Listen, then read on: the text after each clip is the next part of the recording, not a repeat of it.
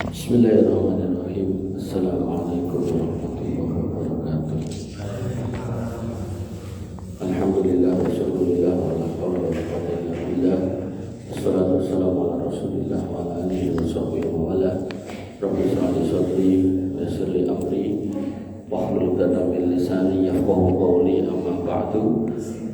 Bapak Ibu yang dirahmati Allah, alhamdulillah kita bisa kumpul lagi melanjutkan majelis ilmu kita dengan kitab Taisiril Alam Sarhu Umdatul Ahkam. Kita sudah kitab kecil namanya Umdatul Ahkam, kumpulan hadis fikih yang kemudian disarah, dan kita meloncat ke bab tentang kurban, tentang makanan, minuman, dan sembelihan.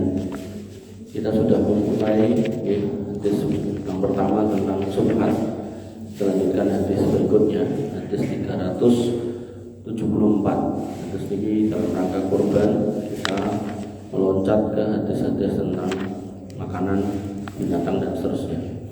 Anas bin Malik, dari Anas bin Malik radhiyallahu anhu qala, beliau berkata radhiyallahu an fajna arnaban bimarri dhahrani fa asal qaum fa qalabu.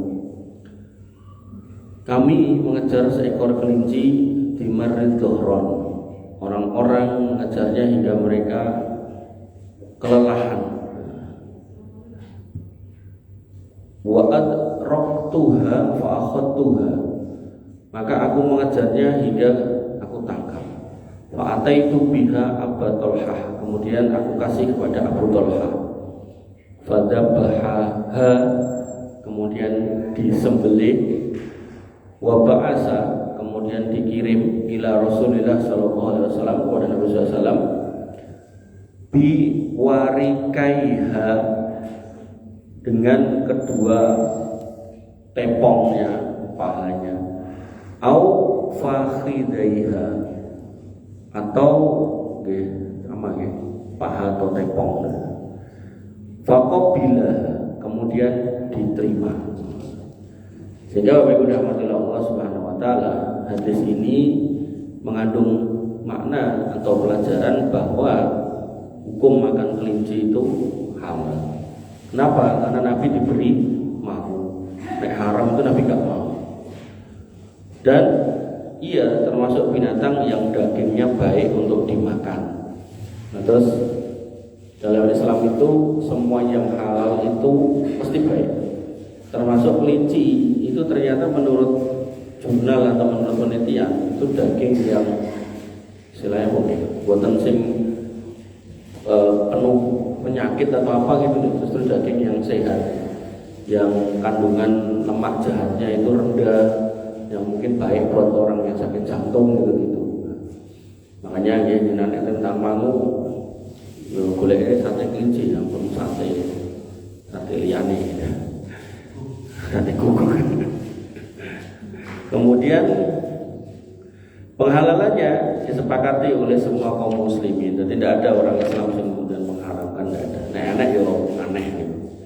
Rasulullah SAW menerima hadiah dalam jumlah sedikit maupun banyak.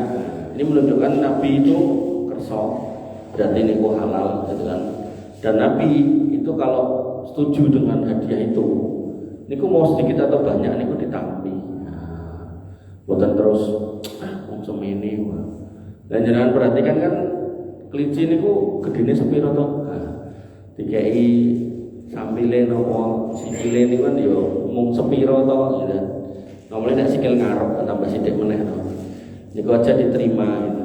Makanya jenengan nek diparingi tanggane ingkung kantun sikile tok nggih Bang Tambi. Ya ngomongnya ingkung keduse. Isine kok mung tepong. Alhamdulillah. Kemudian yang ketiga, saling memberi hadiah termasuk akhlak Nabi SAW dan petunjuk beliau. Nanti beliau mengatakan tahadu tahabu, saling berilah hadiah maka kamu akan saling mencintai. Yang ini tidak disarankan ya pada lain jenis. Lain jenis itu pripun? Wong lanang dan wong wedok. Itu kalau sudah mahramnya atau suami istrinya tidak boleh. Terus enten Joko ini kayak hadiah perawan, itu berarti ada misi di balik itu.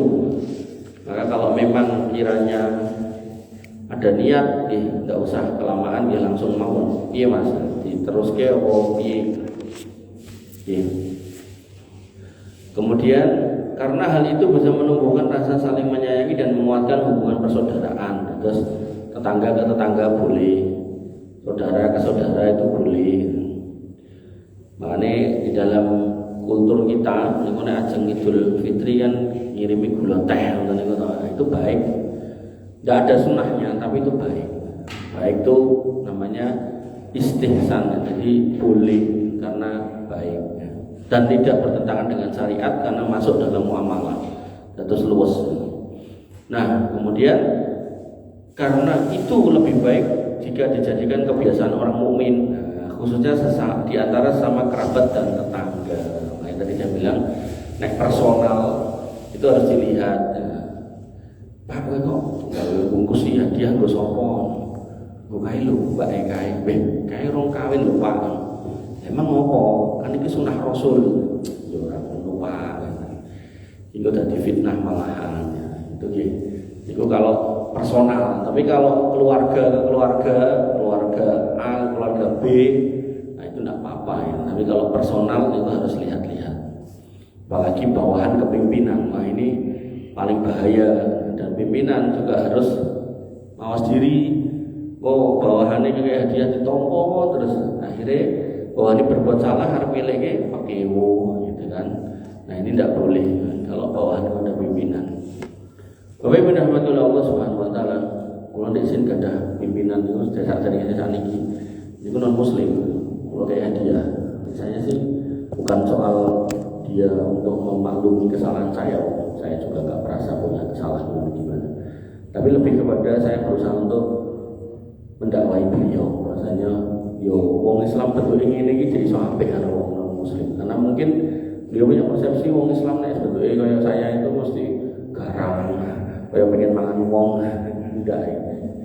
Dan kebetulan beliau seneng peksi ya, lokasi burung dan beliau seneng dia. Kita tetap di atas agamanya, tidak apa-apa. Namanya usaha kan. Makanya itu tergantung niatnya, Jadi kalau niatnya memang baik, ya insya Allah baik. Tapi niatnya untuk menghalalkan yang haram tadi itu, ya nanti salah aku di sana ini itu tidak boleh. Hadis berikutnya, An Asma bin Abi Bakar, dari Asma bin Abi Bakar radhiyallahu anhuma, dia berkata, naharna ala ahdi Rasulullah SAW farosan fa'akalnahu. Kami dulu pernah menyembelih seekor kuda pada zaman Nabi SAW, lalu kami memakannya. Wa nahnu bil Madinah, dan kami itu berada di Madinah. Ini menjadi dalil bolehnya makan daging kuda. Mungkin dalam bab kurban tidak boleh, karena kurban secara khusus disebut dengan mibahimatil an'am, dari binatang ternak. Binatang ternak itu masuk di dalamnya kambing atau yang semisal, sapi atau yang semisal, dan unta, buatan kuda. Nah, hadis ini disarah atau dijelaskan oleh Syekh Abdullah bin Abdurrahman Al-Basam. Beliau mengatakan hadis ini merupakan dalil tentang halalnya makan daging kuda, karena ia dimakan pada zaman Nabi SAW dan beliau juga menetapkannya. Artinya beliau mau memakan itu berarti ketetapannya. Maka telah disebutkan satu hadis dalam kitab As-Sahihain dan juga selainnya dengan lafaz, kami pernah menyembelih seekor kuda pada zaman Nabi SAW, lalu kami makannya, yaitu kami dan keluarga beliau, di bagian mendatangnya akan datang. Akan disampaikan pendapat orang yang menentang penghalalannya. Artinya ada yang tidak mau, kan?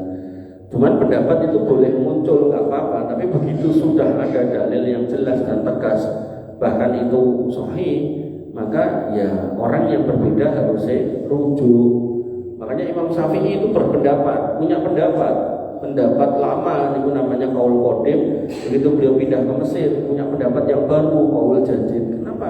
Karena berinteraksi dengan ulama-ulama ahli hadis yang lain, yang kemudian nek pendapatku biar ngono saiki dadi ngene gitu loh. Karena muncul hadis yang baru atau didapatkan ilmu pengetahuan yang baru. Makanya seorang imam, seorang ulama itu nggak berhenti belajar. Makanya kalau niki mendekati kurban ya, nanti ini hampir semua kajian saya ganti fikih kurban. kita benten-benten. Nah, biar buat saya itu menjadi pelajaran yang komplit gitu loh. Buat panjenengan kan saya sampaikan ini mungkin tambahannya dari apa yang saya ingat gitu. Makanya Bapak Ibu rahmatullah Imam Syafi'i sampai mengatakan bahasanya wa idza soal hadis fa huwa madhhabi. Nek kowe duwe pendapat merujuk pada pendapatku, terus akhirnya kamu dapati suatu hadis itu sahih dan bertentangan dengan pendapatku, jane aku yo pendapatku sing hadis sahih iku. Artinya mungkin Imam Syafi'i pengen mengatakan ketika beliau belum ketemu hadis itu belum pendapat ini, tapi nek umpama aku ketemu kuwi aku akan pendapat seperti itu. Sehingga dalam hal ini Imam Syafi'i itu tidak ingin umat Islam kaum muslimin yang merujuk kepada beliau itu taklid buta. Agar buta itu mau agar omongannya iki ya pokoknya melu, tidak boleh. Seorang ulama besar pun seperti itu, apalagi orang-orang yang tidak punya levelingnya ulama. Makanya kita tidak boleh terlalu taklid sama guru, ustaz, ya tidak bisa gitu. Kalau ulama besar aja beliau menyatakan hadis sahih itu madhabku, maka ya guru kiai dan seterusnya ya kalau kita mau ikuti dia harus merujuk pada rujukan yang benar. Bapak Ibu rahmatullah Allah Subhanahu wa taala. Kemudian poin yang kedua, dalam sebagian lafaz hadis disebutkan ad-dabhu dan sebagian yang lain disebutkan an-nahru. Yang dimaksud an-nahru adalah menebaskan pedang di bagian leher, bawah leher hingga memutuskan urat lehernya. Hal ini berlaku pada unta.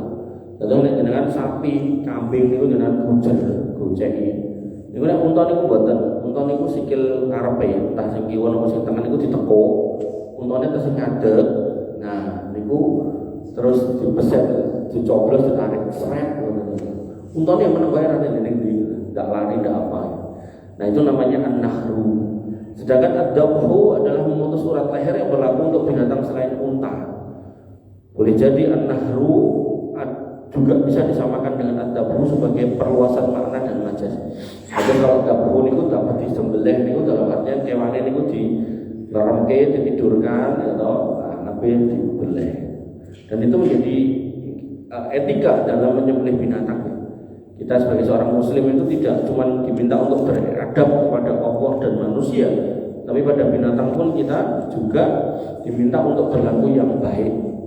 Wa idza qataltum fa ahsinu qitlah. Kalau kamu akhirnya harus membunuh dalam artian menyembelih, maka bunuhlah dengan cara yang baik.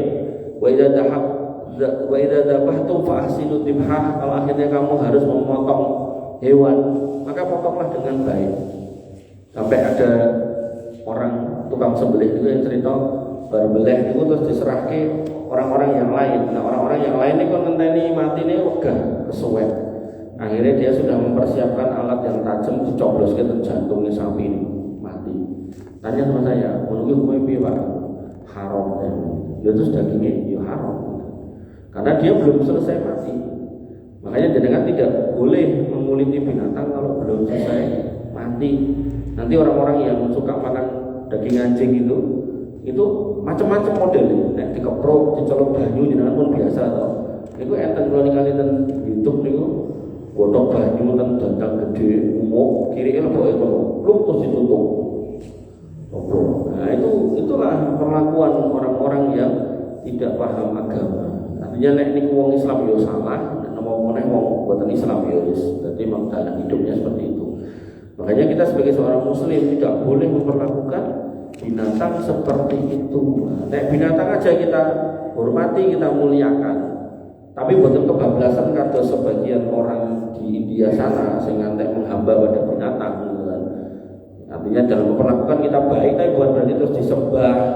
Terus kewane kon lewat kita delok tidak pokoknya tidak niku untuk barokah nang pripun tidak. Niku sudah masuk dalam level khurafat atau mungkin bahkan musyrik gitu kan. Nah, maka Bapak Ibu rahmatullah Allah, maka etika kita pada mereka ya kita tidak menyakiti. Nanti nek jenengan ajeng nopo niku beleh ungkal ladinge ya kewane ra entuk nonton gitu. Nah, terus piye carane ya jenengan padhep membelakangi dong atau mikir gitu kan. Atau pas nanti mau nyembelih itu hewannya yang hidup tidak boleh juga melihat gitu. Nah, terus caranya ya dipasang bilik, dipasang kain atau terpal untuk nutupi. Apa ya ngono? Memang gitu syariatnya gitu. Makanya ya, ini penting dibahas, jangan sampai dengan itu ya, koyone beribadah tapi banyak pelanggaran-pelanggaran di dalamnya. Kayaknya sholat tapi pakaiannya nggak nutup aurat. Kayaknya puasa tapi tidak ngerti fikih gitu kan. Enten lho wong ngudut poso kandhane ngono kuwi batal muka. Wong ora tak pangan rokoke mau tak sedot. Wis tak sedot tak toke meneh. Nah, yang kayak gitu-gitu kan eman-eman sudah capek-capek malah nanti rusak ibadahnya. Nah, kemudian Bapak Ibu Allah Subhanahu wa taala hadis 376. An Jabir bin Abdullah radhiyallahu anhu dari Jabir radhiyallahu anhu anna Nabi sallallahu alaihi wasallam naha an luhumil humuril ahilah. Bahasa Nabi sallallahu alaihi wasallam melarang memakan daging keledai yang jinak. Terus keledai niku jenis hewan tertentu. Enten sing liar, enten sing jinak. Nah, yang jinak niku biasanya tinggi usung-usung, ditumpaki ngoten niku. Nah, itu enggak boleh dimakan. Wa adina min nuhumil khail, dan membolehkan makan daging kuda. Nek kasus kuda, ya, maka kudanya mau yang jinak boleh, yang liar boleh. Nah, nek keledai tadi dilarang yang jinak, berarti yang liar boleh. Kemudian dalam riwayat yang lain disebutkan akalna zamanna Khaybar al-khayl wa khumur al-wahshi. Dulu waktu perang Khaybar, perang melawan Yahudi di benteng Khaybar, kami memakan daging kuda dan keledai liar. Wa nahan Nabi sallallahu alaihi wasallam anil himaril ahli, dan Nabi melarang kami makan daging keledai yang jinak. Lah apa yo enek keledai ning Indonesia enten, keledai ning Indonesia niku enten, paling boten ten bonpin enten. Atus barangkali ini ada tonggo dulur kerja ten bonpin mulih-mulih nggo daging keledai. Apa kuwi le? Daging keledai, Pak. Lah apa kok nggo? Kalau ora meh mati terus dibeleh wae gitu kan. Lah masuk kategori jinak ora ning kono. Jinak iki Pak iso ditumpaki, berarti haram. Liar Pak, mau ditemok nyelentak kok. Nah, nek niku berarti halal. Ngoten nggih. Nah, Bapak Ibu rahmatullah Allah Subhanahu wa taala. Kemudian hadis 377 An Abdillah ibni Abi Aufa. Berarti keledai niku angsal dadi kurban mboten? Mboten. Pokoke mung wedhus, kambing, domba. Nah, niku kan serumpunnya. Menjangan yo ora itu. Terus sapi, unta. Sapi kebo itu serumpunnya. Kemudian unta mau punuk 2 atau punuk 1 boleh. Dari Abdullah bin Abi Aufa beliau berkata, asobatna maja'atun layaliya Khaybar. Kami diserang kelaparan pada malam-malam di Khaybar. Pas ngepung benteng niku lapar. Malam maka yaum Khaybar, ketika terjadi perang Khaybar, waqa'na fil humuril ahliyah fantaharnaha. Kami dapati, kami tangkap ada keledai jinak, lalu kami sembelih. Falamma ghalat bihal udur, setelah periuk mendidih, tegese pun digodhog-godhogane mateng wayahe dipangan. Nada munadi Rasulullah sallallahu alaihi wasallam. Kemudian seorang penyeru Rasulullah SAW berseru. Terus ada utusan Nabi yang berseru, an akfiu al-qudur, tumplakan widandang. Warubbama, atau yang semisal itu, yaitu dengan perkataan wala ta'ulu min luhumil humuri say'an. Jangan kamu makan sedikit pun dari daging keledai jinak itu. Terus Nabi niku nek melihat barang haram niku nggih ngoten niku. Dadi nek ora entuk ya ora entuk tenan. Dadi boten mingring-mingring entuk ning sithik mboten. Aku wis ra mangan wis ra mangan daging kirek kok. Mung ngicipi kuwae tok. Nah itu. Nek enggak ya enggak. Aku ora mangan babi, aku mau mangan begini tok. Kikile tok sithik wae ngicipi. Aku saiki wis prei orang mangan iwak babi. Ning satene cek gelem. Solo niku kula nate ngitung perapatan lorong pelem tekan lampu merah puncak sawit. Niku warung babi niku nek mboten klentu niku nek ra 12 13 warung. Sing babi kuah, sate babi, babi guling gitu. Komplit. Mesake kula sing dodol sing halal-halal niku.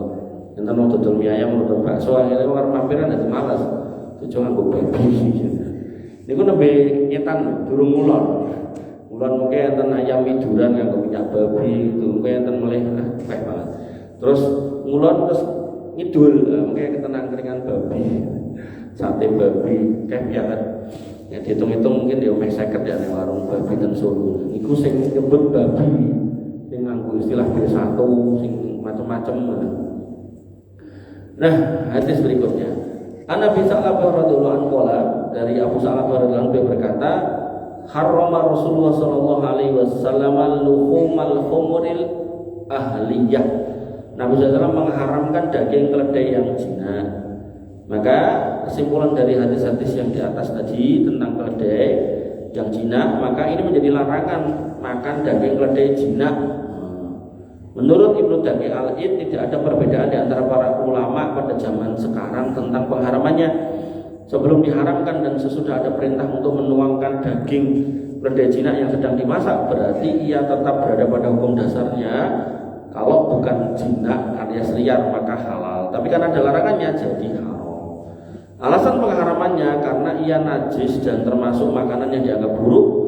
Telah disebutkan dalam sebuah hadis sesungguhnya daging keledai itu kotor. Dengan begitu air kencing, kotoran dan darahnya merupakan barang yang najis. Terus kaidah dalam Islam itu binatang kalau diharamkan untuk dimakan maka semua kotorannya itu najis. Atau binatang itu diperintahkan untuk membunuh maka haram dimakan. Karena haram dimakan maka kotorannya najis. Kayak contoh ya, tikus itu ada perintah untuk membunuh. Karena ada perintah untuk membunuh berarti dilarang untuk dimakan. Karena dilarang untuk dimakan maka kotorannya najis. Pramila ngapunten nek griya jenengan kok mambu telek tikus atau uyuh tikus, yang niku jenengan nggih kedah segera membersihkan, menghabisi itu tikusnya, mengusir gitu kan. Karena nek niku jenengan openi akhire mambu awet. Nah, niku berarti omah jenengan niku penuh dengan najis. Berarti nek tinggu salat nggih mboten sae. Wonten parah malih sakniki tikus niku dijinake terus didadekke binatang open-open ingon-ingon. Kemarin saya nonton napa ten Instagram napa ten putih kula kesupen niku. Piro Mas iki Mas? Ini yang warna abu-abu niki 500.000. Piro warna abu-abu 500.000. Ning Cina.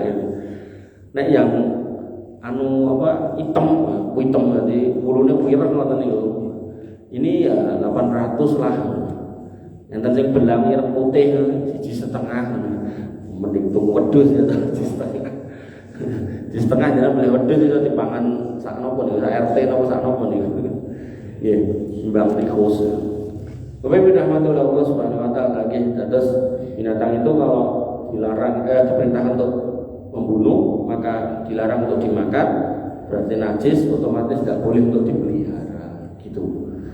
Kemudian disebutkan lagi penghalalan daging kuda karena ia dianggap makanan yang baik. Insya Allah akan disampaikan pendapat tentang penghalalannya di bab yang lainnya. Kemudian halalnya keledai liar karena termasuk binatang buruan yang dagingnya dapat dimakan dan dianggap baik, yang disebutkan yang disebut al-wadihiyah. Oke.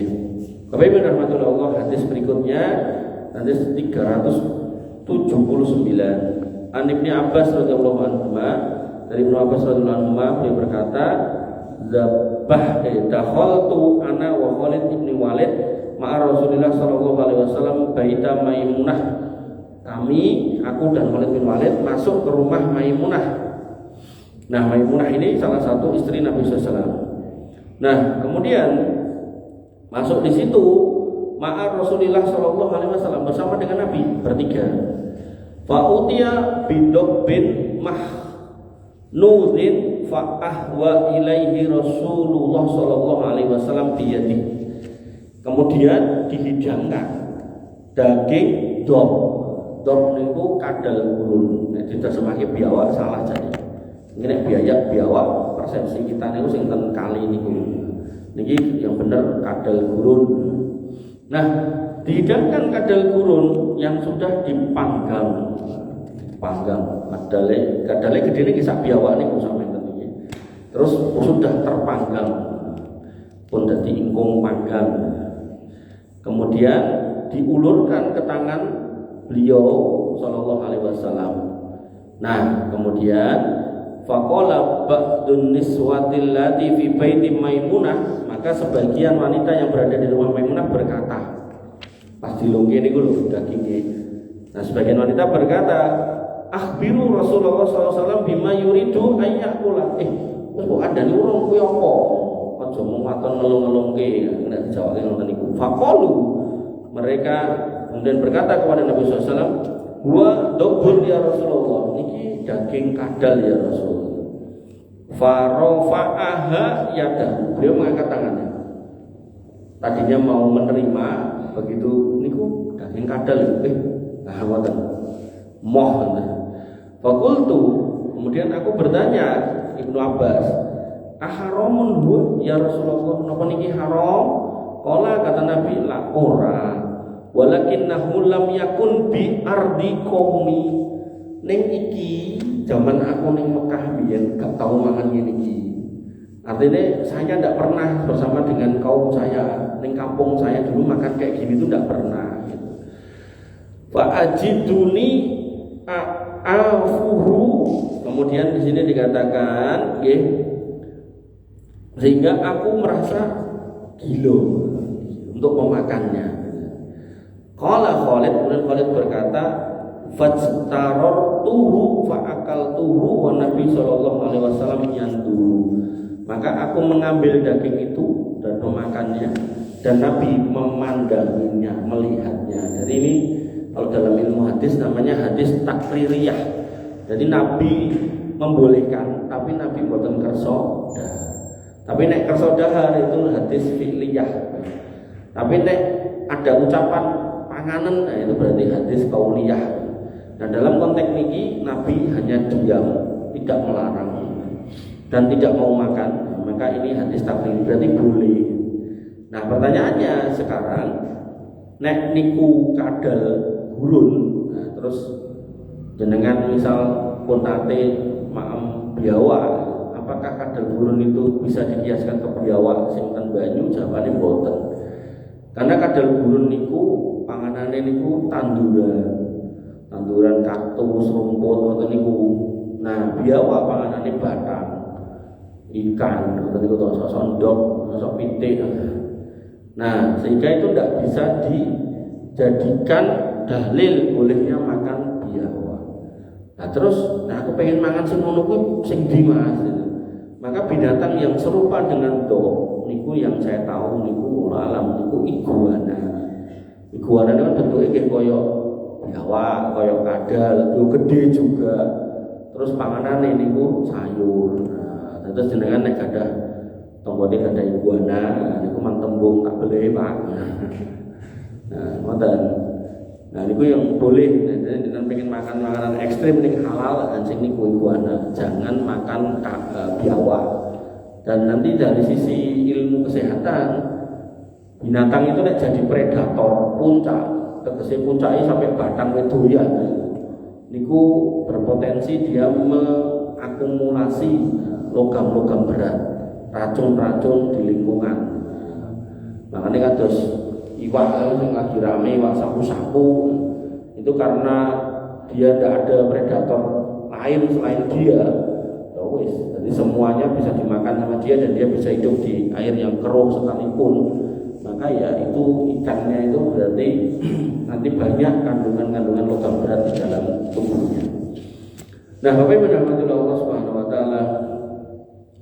Kemudian disebutkan di sini bahwasanya kandungan dalil tentang dibolehkannya memakan daging biawak, maksudnya kadal gurun tadi, yang dapat dilihat dari para sahabat dan jawaban dari Nabi SAW, di mana beliau menjawab tidak ketika ditanya haram. Maka pengakuan beliau terhadap Khalid bin Walid yang memakan daging biawak ini menunjukkan halalnya daging kadal gurun. Kalau nek refleks maca biawak, mergo tulisannya biawak, kudune mboten biawak. Di sini juga terdapat dalil bahwa perasaan Nabi SAW yang tidak berkenan terhadap sesuatu maka tidak membuat itu haram. Jadi sesuatu yang Nabi itu nggak senang bukan berarti terus haram ya. Misal Nabi nggak senang sama warna kuning ya bukan berarti itu haram, boleh. Atau Nabi tidak senang dengan warna-warna tertentu itu bukan berarti haram, boleh. Tapi Nabi senang yang lain, yang putih, hijau. Nah kemudian kebaikan akhlak Nabi SAW karena beliau tidak pernah mencela makanan. Senajan gak seneng yo gak dicela.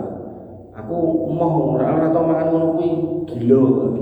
Nek basa Jawa yang lain iki buatan gila, kiri-kiri. Nah gitu-gitu loh. Nek udah orang kayak gitu jangan paksa, nanti nek nganti klebon muntah malah gitu. Nah, kemudian yang keempat, di sini juga terkandung dalil bahwa keadaan jiwa dan apa yang menjadi kebiasaan tidak harus membuatnya tidak suka memakan sesuatu yang tidak berkenan baginya atau yang dianggap tidak baik, karena sesuatu yang tidak disukai belum tentu merupakan sesuatu yang menjijikan atau dapat mengganggu kesehatan. Jadi kalau tidak senang bukan berarti itu terus jelek. Mungkin kita tidak senang tapi orang lain senang ya sudah.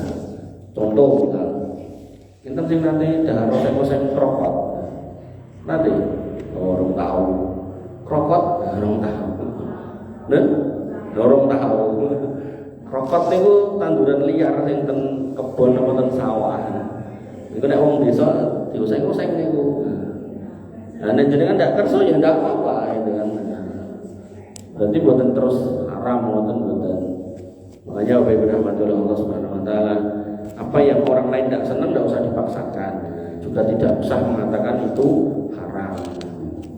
Nah, kemudian hadis berikutnya 380. Anak Abdillah ibni Abi Aufa radhiyallahu anhu qala, beliau berkata, ghazawna ma'a Rasulullah sallallahu alaihi wasallam sab'a ghazawatin naqulu al-jarad. Kami pernah perang bersama Nabi, membersamai Nabi dalam peperangan sebanyak 7 kali perang. Dan waktu itu yang kami makan itu hanya jarad. Itu namanya Pak Jarad lagi. Enten. Ini nanti mireng enten kiai namanya Jarad. Jarad artinya apa? Belalang. Jenenge putrane jangan Jarad. Jarad itu bahasa Arab artinya belalang. Mesake mungkin putra jenengan ngaji terus sekolah tentang Arab, Mas muka ismi Jarad, jenengku Walang. Walang kadung walang. Bos kula biyen zaman Jakarta namanya Jarad. Di dalam hadis ini terkandung penghalalan memakan belalang. Nah, jenengan sing biasa goreng-goreng walang silakan. Jenengan sing boten remen boten kersa ya ndak apa-apa, ndak usah. Iku haram ndak halal. Bahkan yang namanya belalang niku jenengan nemu mati, jenengan goreng niku angsal. Nah, terus 2 bangkai yang jenengan boleh mengolahnya niku bangkai ikan kali bangkai walang, boleh. Terus misalnya jenengan di kebun jati, mungkin dalune udah deres misal, esok-esok di kebun jati kok nemu walang gede-gede nih kok, walang kayu gede-gede kok, dilumpukke digoreng boleh. Atau jenengan makan mancing, lagi gogok mek mutalke pancing, enek iwak lele sak kentol lewat mati diangkat wae go boleh ra sida mancing. Ning nggih diambuse nek gosok kaya amune beto-beto. Mesake sing ngolah. Malah pak batang kok boleh. Kan halal. Ya nek kolu to pas di mambu kecing ya malah muntah, malah ngurus penyakit ya. Nggih. Bapak benar Allah Subhanahu wa taala. Belalang itu halal dengan cara bagaimanapun dia mati. Karena Nabi SAW bersabda dihalalkan bagi kalian 2 bangkai dan 2 darah. 2 bangkai niku belalang dan ikan tadi sudah sebutkan. 2 darah niku ati kalian limpo. Terus terose ya, kalau yurung nanti ngerasake. Terose saren niku dideh, apa meneh istilahnya? Saren, dideh, apa meneh? Jawa Timur karena itu apa? Saren, dideh, enek kok istilahnya. Nah, niku terose rasane kaya iwak mati, terose. Nah, Nabi sudah ngasih tahu tinimbang kowe mangan kuwi wong kuwi haram, sing halal kuwi iwak ati. Jadi nek ati boleh. Senajan atine niku misal jenengan misalnya pun jenengan kumbah ning jerone jek entek getehe sithik-sithik gitu. Itu enggak apa-apa. rasanya mirip. Kenapa kok yang darah diharamkan? Niku nek secara teori ilmu pengetahuan, darah niku kan alat tubuh kita menjadikan itu sebagai alat transportasi. Nah, transportasi iki yo tergantung sing dimakan. Nek sing dimakan jelek-jelek, penuh penyakit yo darah kotor ini. Makanya enten fasdu ngetoke darah niku sosokan metune kan ngoten niku, ireng-ireng atau enten lemone enten putih-putih ya ngoten niku. Itu jenengan bisa melihat sendiri darah niku nek kualitasnya jelek ya ngoten niku. Nah, maka Bapak Ibu dirahmati oleh Allah Subhanahu wa taala, itu kita tidak boleh memakannya. Nah, hati itu alat penyaringnya. Nah, alat saringannya dengan mampu boleh. Limbong nggih ngoten boleh, maru boleh. Senajan nek diremet ngoten niku kan sosok enten sing medal getih ngoten niku to. Nah, kemudian hadis berikutnya An Zahdami ibni Mudarribi al-Jarmi, dari Zahdam bin Mudarrib al-Jarmi, dia berkata, kami pernah berada di tempat di mana Abu Musa al-Ansori berada, lalu dia mengajak menghampiri sebuah meja makan yang di atasnya terhidang daging ayam. Pada Abi Ma'idah, dia manggil kita untuk di atas meja yang ada hidangan makannya. Wa 'alaiha lahmun dajjaj, dan di atasnya ada daging ayam. Fadakhala rajulun min Bani Tamim, masuk laki-laki dari Bani Tamim, ahmaru sabihun bil mawali, yang mana kulitnya kemerah-merahan mirip dengan para mawali. Mawali ini napa mboten mudeng, mawali yen enten. Mboten enten. Ada. Nah, kemudian faqala halumma fatalakka faqala halumma. Dia berkata pada orang itu, sini. Orang itu tampak ragu. Lalu Abu Musa berkata lagi, sini gitu kan. Fa inni ra'aitu Rasulullah sallallahu alaihi wasallam ya'kulu minhu. Karena aku pernah melihat Nabi sallallahu alaihi wasallam memakan sebagian dari daging ayam. Nah, di sini menjadi dalil bahwasanya halalnya makan daging ayam. Oh, ini sudah disepakati kaum muslimin halal. Sehingga keberadaan mayoritas makanan ayam yang berupa hal-hal yang najis tidak membuatnya haram. Ya, terus kampung niku kan kampung wah enten kampung niku ndak tahu nek sekarang jaman biyen niku soalnya enten wong kampung niku gak gawe WC. Akhirnya nek BAB niku ten kebon. Begitu BAB dhek mulai cawe piye ora mudeng. Niku diparani pitik. Pitik saka kebon maem letong. Nah, pitik yang seperti itu kalau dia kadang-kadang memakan kotoran, tapi tidak setiap saat. Setiap saat itu maksudnya tiap hari makanannya ngoten niku, maka ayamnya masih halal. Tapi nek dia dikurung dan setiap hari makanannya kotorannya manusia yang merupakan najis, maka dia harus dikarantina sebelum disembelih. Jadi nanti berlaku untuk ikan juga sama. Ikan niku jadi bangkai halal. Tapi kalau dia hidup dan diternak dengan kotoran orang ya, atau sing septic tank niku, maka itu tidak boleh langsung dimakan, harus diambil, dilerem minimal 3 hari, maksimal 40 hari, dilerem di atas air yang bersih, yang tidak ada najisnya, lalu dikasih makan yang tidak najis, ya pelet, nopo-nopo gitu. Makanya kalau itu jane mengusulkan di beberapa masjid yang masih ada lahan, dan ini masjidnya kebak. Masjid yang masih ada lahan, saya usulkan nanti dari tempat wudu niku mboten langsung ten selokan, mandek sik ten kolam lele ngoten. Nanti aire wudu niku nek masuk niku nambahi banyu sing ten niku, sing banyu ten niku mengke keguang.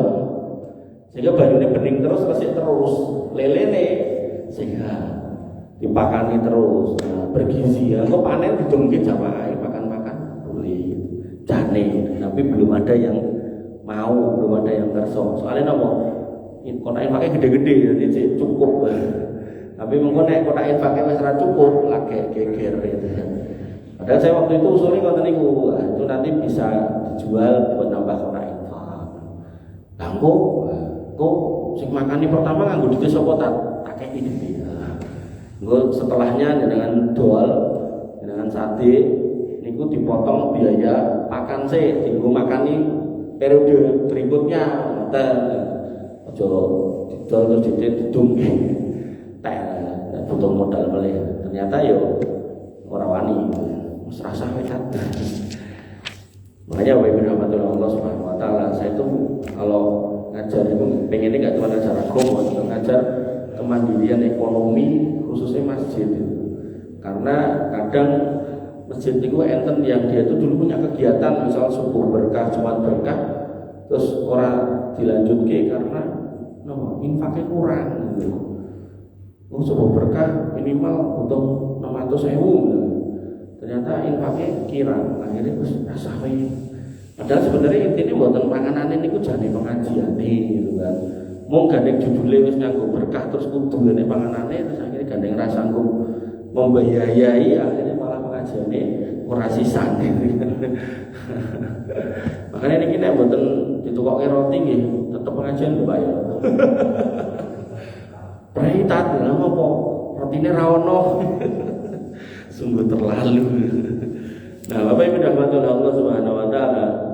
Nah, sehingga tidak membuat haram kalau dia sekali-kali makan yang najis, tapi dia memiliki hukum seperti hukum unta yang memakan kotoran. Jadi kalau sekali-kali sok-sok makan najis tidak apa-apa. Yang ketiga, diperbolehkannya makan makanan, minum dan pakaian yang mewah dalam hal ini tidak bertentangan dengan syariat. Siapa yang meninggalkannya tidak berada dalam kebenaran. Maksudnya tadi kan ada disebutkan kelompok orang tertentu mawali. Nah, mawali di sini saya belum tahu apa, tapi kemungkinan ini kelompok orang-orang kaya gitu. Nah, di sini menunjukkan bahwasanya orang Islam berpakaian yang baik itu tidak apa-apa, malah baik. Dengan ada rasukan yang baik itu baik. Jangan kayak sebagian orang ben ketok zuhud, bikin gamis gini tapi sama kain suwek-suwek ini lho digabung ngoten niku. Terus ngumpul mereka melakukan wirid tertentu, wah ngomongnya napa istilahnya menjauhkan hati dari dunia. Ya niku pas lagi ritual niku mulih yo omahe apik-apik kok, mobilnya apik-apik, gombale apik-apik kok niku jenenge wong munafik ngoten niku. Tegese ngeten lho, kita itu napa enten mawon emang sanggup beli yang baik, pakailah. Tapi ya tidak perlu sombong, ora usah ngremehke wong liya, gombal melek koyo aku lho gombale apik ndak gitu nggih. Ya tetap kita menghormati mereka yang pakaiannya mungkin enggak sebagus kita, atau kalau kita punya pakaian lebih, ya toh, arep tuku neh sampai lemarine kebak, ya didungki tetanggane ngoten. Sehingga Bapak Ibu dirahmati Allah Subhanahu wa taala, berpakaian yang baik tidak dilarang, yang dilarang itu sombongnya. Jangan mampu beli pesawat, mampu tuku enggak apa-apa. Mungkin kalau bijak enggak apa-apa. Enggak larang dilarang. Buat pilih mengatakan saya harus pindah. Kurang lebihnya saya mohon maaf. Insyaallah nanti kita lanjutkan di hadis yang ke-382. Al-afu minkum subhanakallahumma wa bihamdika, la ilaha illa anta, astaghfiruka